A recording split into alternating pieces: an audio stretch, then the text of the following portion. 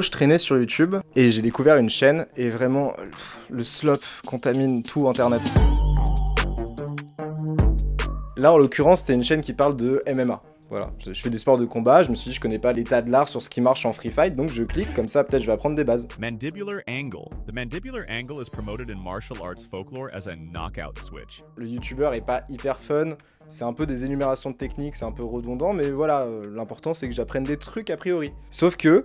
In a point sparring context, karate teaches excellent timing, fast entries, and explosive counters. The effect isn't psychological, it's mechanical. Putain, voilà ça c'est ChatGPT. Je peux pas le prouver à 100%, mais je suis quasiment sûr que c'était écrit par une IA. J'ai mis quasiment 3 vidéos à m'en rendre compte. Si vous le remarquez jamais, commencez à faire gaffe. Commencez à faire gaffe, c'est vraiment, il y a un style. Quand vous le cherchez, vous l'entendez, vous le lisez partout, dans des posts Insta, dans des shorts, dans des discours, dans des papiers de recherche. C'est insupportable. Déjà, en termes d'écriture, c'est horrible.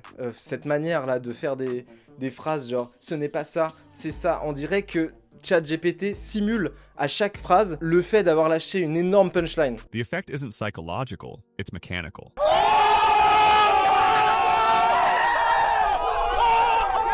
Et les bullet points là, ce truc de tout énumérer, de tout séquencer, de faire des retours à la ligne dans des phrases, ça n'a aucun sens. Ça, si ça ne vous heurte pas l'oreille, je suis désolé de vous le dire, vous êtes déjà une sorte de PowerPoint mental, donc remettez-vous en question. Et alors, deuxième problème, ça met un doute sur tout le contenu. Là, la chaîne YouTube, là, j'en sais rien, ça se trouve, c'est quelqu'un qui connaît à fond son sport, qui est hyper carré, mais qui s'est un peu aidé pour l'écriture. Si ça se trouve, c'est des centaines de comptes créés en Inde, toutes branchées sur un data center à Atlanta, qui analyse des tendances pour générer 3 vidéos par minute avec aucune relecture. On n'en sait rien. Il faut comprendre ça. Quand vous utilisez une IA, qu'on vous crame, que vous n'assumez pas, on ne va plus vous écouter du tout. Pas par purisme, pas parce que ça consomme 500 litres d'eau, mais parce que la plupart des humains, ils veulent parler à un autre humain. Et alors, je sais que ça paraît fou, mais effectivement, il y a des gens que ça dérange pas. J'en ai rencontré. C'est vraiment très étrange. Ça peut être votre famille, ça peut être des collègues, il y a des gens qui ne voient pas le problème. Et entre les gens comme moi, plutôt parano, et les espèces de dégénérés sous